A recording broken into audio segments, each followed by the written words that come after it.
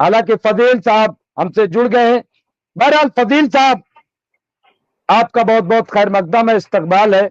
मैं फजील साहब आपसे बात करना चाहता हूं कि जो पूरा मामला है, आपने देखा किस तरह से इजराइल ने हमला किया। 100 बड़े हमले एयरक्राफ्ट से किए उन्हें, लेकिन सब डिफेंस कर लिए गए।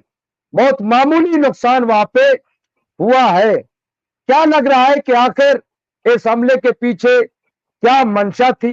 क्या यह दबाव था चुनाव का अमरीकी, या खुद नितिन याहू पर दबाव था उनके अवाम का, या दुनिया का दबाव था कि इजराइल तो फुस हो रहा है? क्योंकि नितिन याहू को कहा जा रहा था कि ये तो बयान बहादुर निकले, 24 दिन हो गए ईरान को जवाब नहीं दिया, और ये भी कि ये सिर्फ मासूम को मार सकते हैं लेकिन किसी मर्द मुजाहिद का मुकाबला नहीं कर सकते। ये कैसा दबाव था जिसका इस तरह से जवाब दिया कि ये हमला भी फुस? कैसे देखते हैं फजील साहब?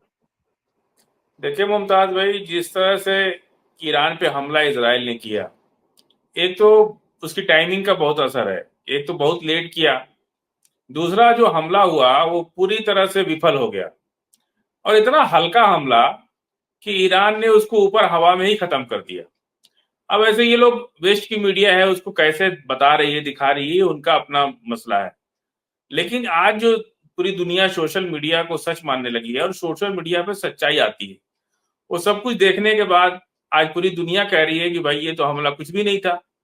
और इतना दहशत, इतना हर चीज को भुनाना जिसको कहते हैं। अब ट्रक और बस की टक्कर हुई, उसको भी उसी लड़ाई से जोड़ दिए। भाई ये तो होता रहता है, एक्सीडेंट वगैरह तो होता रहता है। लेकिन पूरी तरह से इसराइल केवल अभी भी लेबनान पे बम मार रहा है, हवा में मार रहा है, जमीन पर, खाली जगह पर। और इतना ज्यादती फिलिस्तीन में ये कर चुके हैं कि हॉस्पिटल पे बम मारना, स्कूल पे बम मारना, अब इनके पास कुछ बचा नहीं। और अगर उधर लेबनान और ईरान के ऊपर इस तरह का करेंगे तो वहां से मुंह तोड़ जवाब मिल रहा है।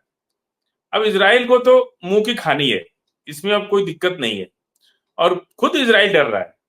हमला खुद इसराइल ने किया और अपना एयरपोर्ट बंद कर लिया, क्योंकि उसको पता है कि जवाबी हमला होगा। अब उनके आयरन डोम फेल हो चुके हैं, उनके सारे सिस्टम फेल हो चुके हैं। केवल जो है वो कहते हैं ना गांव में कि बनर घुड़की रह गई है, बस केवल दिखावा कर रहे हैं कि हम के कर देंगे, हम वो कर देंगे। और अभी लगातार हमले कर रहे हैं ईरान पर, ऐसा नहीं है कि चुप बैठ गए। मैं फजील भाई, मैं रोकूंगा। एक ब्रेकिंग खबर के तौर पे सलीम साहब ने हमें एक ब्रेकिंग दी है, मैं ये खबर नहीं देख पाया। ब्रेकिंग यह है कि इसराइल में बड़ी तबाही, हिजबुल्लाह ने इसराइल की पेट्रोकेमिकल फैक्ट्री पर मिसाइलों की बारिश कर दी है। ये न्यूयॉर्क टाइम्स की तरफ से खबर है।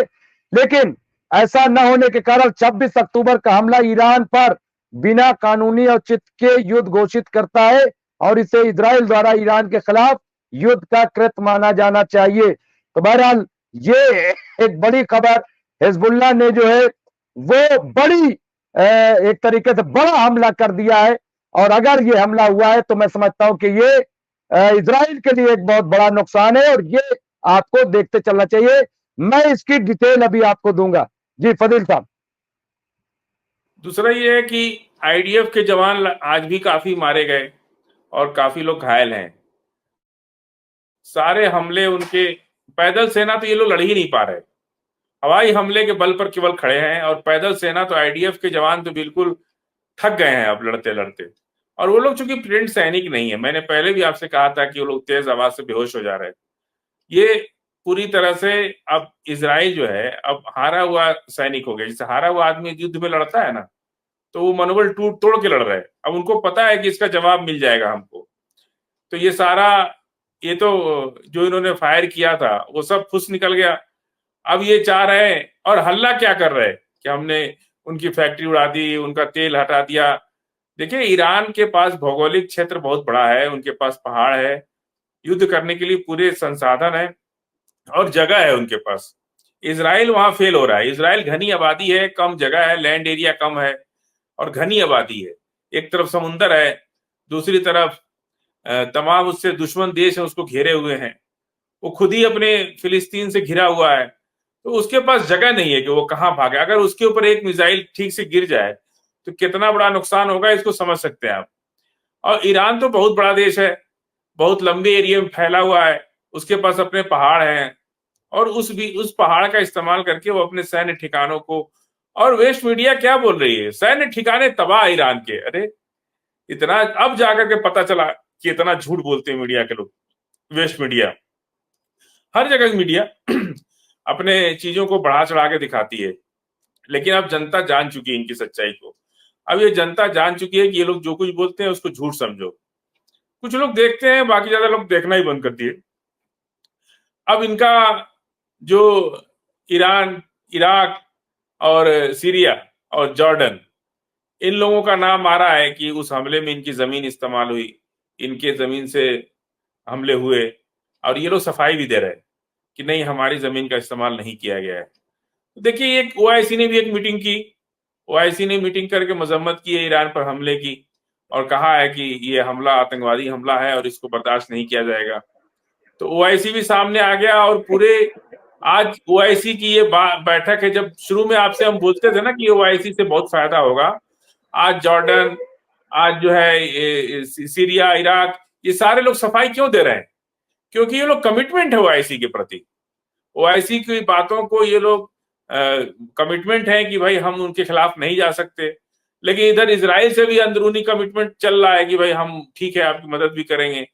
तो सारे चेहरे जो बेनकाब होने लगे हैं, उस बेनकाबी का फायदा, और ईरान के पीछे भी रूस खड़ा है।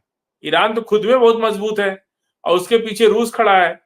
तो ये सारी चीजें इजराइल को परेशान कर रही हैं कि अगर हम हमला तेज करते भी हैं तो सैयद भाई को नींद आ गई, सोच रहे, आंखों बंद कर लिए तो ये हमला जो है पूरी तरह से इनका नाकामयाब है, और पूरी तरह से इजराइल डरा हुआ है, और डर करके अगला हमला भी सोच के कर रहा है कि कहीं ऐसा ना हो कि इससे भारी हमला हमारे ऊपर हो जाए तो जो है हम क्या फिर मुंह दिखाएंगे।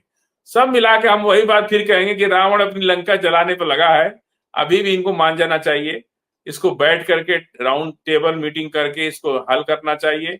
जो कुछ हुआ वो हुआ, अब से भी इंसानी जिंदगियां बच सके। युद्ध कभी भी अच्छा नहीं होता, युद्ध के पीछे एक त्रासदी होती है, एक महाविनाश होता है, और उस महाविनाश, अब तो लड़ाई अगर ईरान पर लगातार हमले हुए तो फिर बाकी कंट्री के लोग भी ईरान के साथ खड़े होंगे, और इजराइल का जो छुपा दोस्त है ना, जो अंदर अंदर चल रहे हैं, उन लोगों को भी सामने आना पड़ेगा।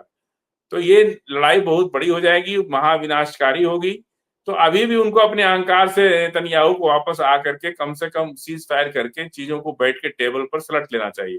आज नहीं तो कल, पूरी लड़ाई लड़ने के बाद, पूरा महाविनाश करने के बाद इनको टेबल पे आना ही पड़ेगा।